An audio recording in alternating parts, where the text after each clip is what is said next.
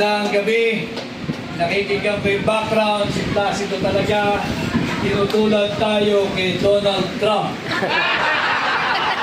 Ang background na yan ay kay Donald Trump. Ang pagkakaiba lang namin ni Donald Trump, bagamat pareho tayong nanalo, si Donald Trump ay naiproklama. Balik, maraming salamat. Magandang gabi sa inyo lahat. Hindi pa huhuli itong ating ginagawa. Alam naman ninyo that after the election, ako'y agad-agad na tumungo sa Netherlands, sa The Hague, hindi lamang upang makapiling ang napakapayak at very emotional birthday celebration ng ating pinakamamahal na Vice President Inday Sara Duterte.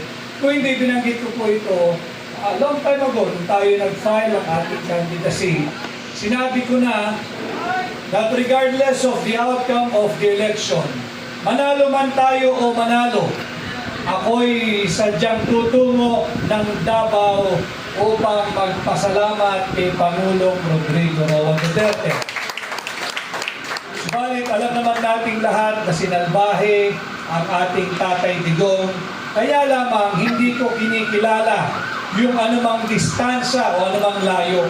Kanya ako ay tumungo din agad-agad sa Netherlands, sa The Hague.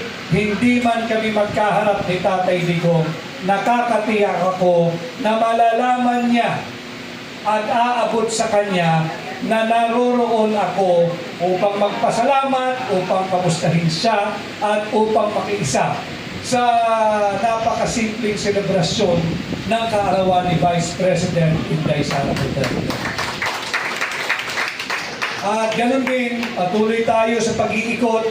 Nung bago ako nagpunta ng The Hague, ako ay nagpunta ng Davao. Alam niya ng ating mga kasamahan, yung Execom at core members ng Hakbang ng Maiso. Ang Hakbang ng Maiso, ang ating social movement, tayo ay agad-agad tumungo sa post-election assessment and analysis. Wala tayong pahinga, nagtuloy-tuloy tayo.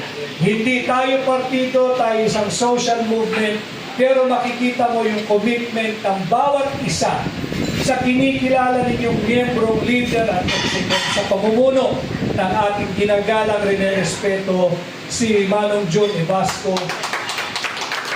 Hindi tayo tumitigil, hindi tayo nakinanunod lamang sa tabi. And I would also like to congratulate all of you sapagkat wala pang isang taon ang Hakbang ng Maiso.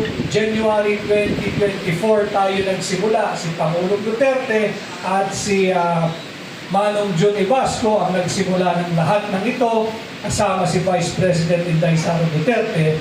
Wala pa mang isang taon, kayo ay nagkaroon na ng kandidato para senador noong October of 2024. At matapos ang isang taon noong May 12, 2025, wala pang 2 taon ang Hakbang ng Maiso nakapag-produce na kayo ng isang senador. Subalit hindi lang talaga tayo papayagang maproklama at paupuin ng korap na administrasyon ito. Kaya dito natin makikita if this will be some sort of a measurement, if this will be of any measure. I would like to congratulate each and every one of you sapagkat naipakita natin na malakas ang ating samahan, malakas ang ating organisasyon, meron tayong tamang direksyon at nasa panig natin ang higit na nakararaming mamamayang Pilipino. Ang gabing ito ay para sa inyong lahat.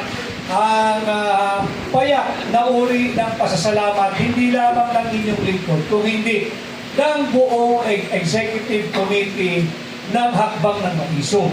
Nandyan si Manong John, naririto ako, nariyan din si Yusek Pen and all others. Itong gabi ay para sa inyo aming pagkilala sa inyong paghihirap, sa inyong malasakit, sa inyong pagpupunyagi, sa inyong sakripisyo, at hindi naman tayo nabigo sa ipinakita ninyong trabaho. Nabanggit din kanina ni Manong John na patuloy yung aming pagpaplano, ating higit pang palalakasin ang ating samahan, ang ating social movement, ang ating organisasyon, kasama siyempre ang ating Vice President Inday at ganoon din si Mayor Baste ng Davao. Alam mo ninyo, maraming mangyayari na riyan nakaamba yung buwan na impeachment complaint. Sinisimula na yung impeachment court pagdating ng July, pagkatapos ng SONA. Marami tayong babantayan. Alam ko lahat kayo busy, lahat tayo busy. Araw-araw sa ating pamumuhay, makapag-uwi ng kita, makapagbigay ng pagkain sa hapagkainan ng bawat pamilya natin. Subalit, alam ko rin na hindi naman ninyo makakalimutan. Nais ko lang, ipaalala pa ulit-ulit, na meron pa tayong higit na malaking misyon. Maipauwi natin dito sa Pilipinas si Tatay Digong. Bagamat tayo ay nagsasagawa ng ganitong fellowship at Thanksgiving, nakikita ko kanina yung ating simpleng pagkain. Sa paningin ng maraming tao, simple yan. Pero kung ikaw ang Pilipino, inilaga ng sarili mong gobyerno, pinagtraidoran, at inilaga ka dyan sa ICC Detention Center sa The Hague, itong mga pagkain ito ang namimiss ni Tatay Digong. Correct! Kanya huwag kayong sinabi kanina ni Manong June, let us all keep the fire burning, let us continue fighting, at hanggat may mga api sa likuran, nariyan ang hakbang ng malusog. Mabuhay Maisan! At kami naman na nagagabay sa inyo bilang mga leaders ninyo, kayo ang aming inspirasyon. Hindi namin kakayanin ito, hindi naman kami magiging maisog ng kami-kami lang. Kami ay naririto, nagbibigay ng payo, ng gabay, ng direksyon, dahil nararamdaman namin ang inyong commitment. At napakaganda, napatunayan natin itong May 12, 2025, itong midterm election. Napatunayan natin na hindi kinakailangan ng bilyong piso o daang milyong piso para lumahok sa isang halalan at para manalo. Napatunayan yan ng hakbang ng maisog, pinatunayan niyo yan. Na kahit pala, salat tayo sa pananalapi, basta't nagtulong-tulong, hindi natin maramdaman ang kakulangan natin ng materyales. Basta't magkakasama tayo, kaya nating itawid, kaya nating harapin ang anumang pagsubok. At congratulations din sa ating lahat, sapagkat nung tinanggap ko ang hamon na pamunuan ang tunay at maisog na oposisyon, sinabi ko ito doon sa ating organizational meeting diyan sa Abad Santos na hindi ninyo ako mapapasayaw, hindi ako kakanta bagamat magaling akong kumanta.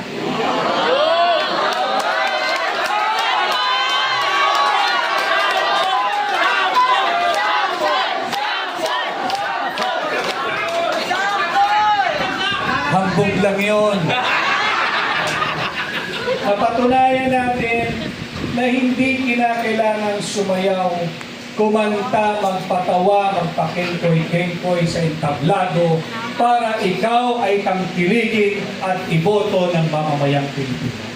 Handa na ang mga Pilipino sa isang seryosong talastasan basta't ang pinag-uusapan ay mga usaping panlipunan na mahalaga sa bawat pamilyang Pilipino.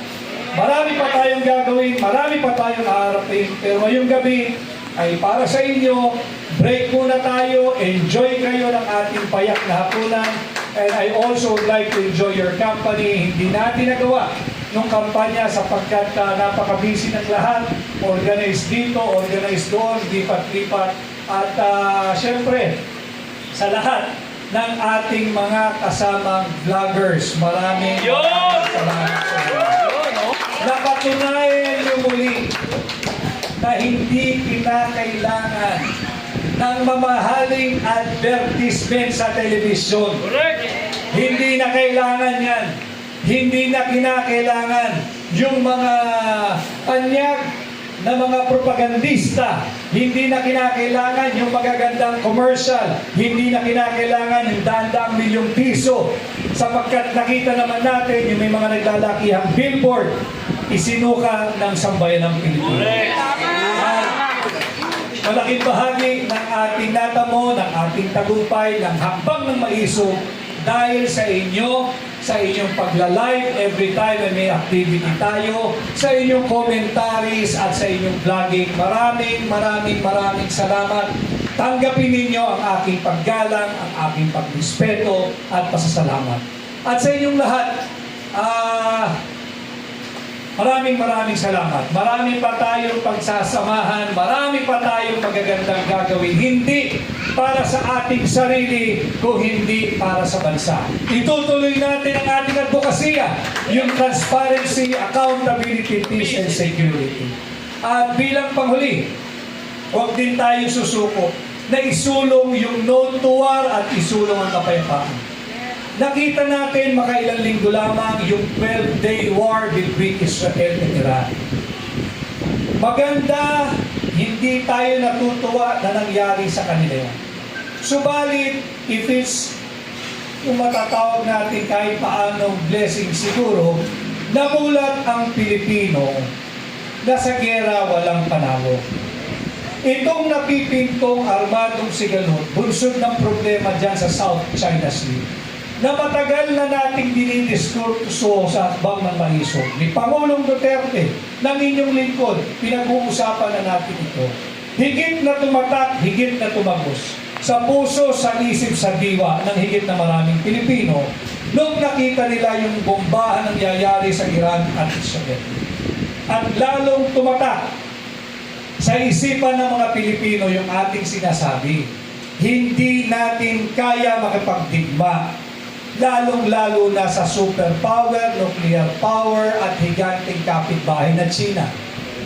Napakalayo natin sa Israel in terms of progress, in terms of prosperity, in terms of military preparedness. Meron silang sinasabing high-tech na Iron Dome air defense system. Tumagos yung missile ng Iran. Imagine niyo tayo, wala tayo kahit 1% na kung anong meron. Air defense ang Israel. Hubad tayo. Higit natatagos ang missile kapag meron tayong pinasok na digmaan na hindi naman natin interes.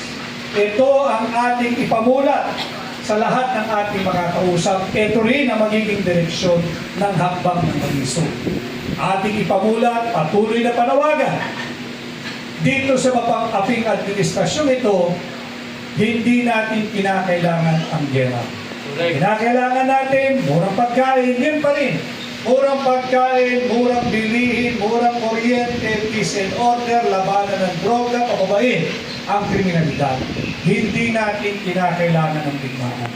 At yan ang patuloy natin gagawin sa patuloy natin paglilibot, pati yung ating mga kasama sa hakbang na maisog international, ating patuloy na iikutan at haharapin, pasalamatan sila at patuloy na i-organisa.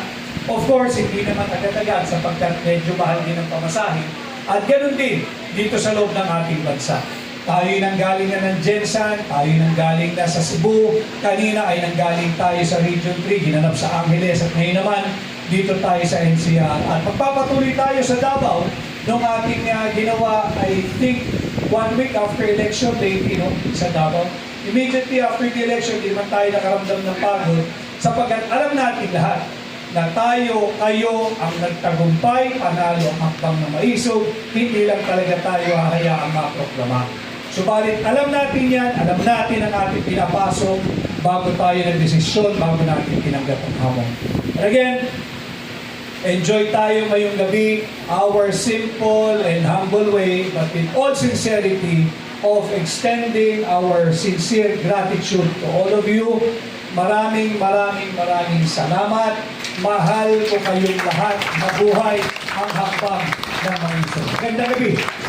Once again, magbigay po tayo sa The People's Choice!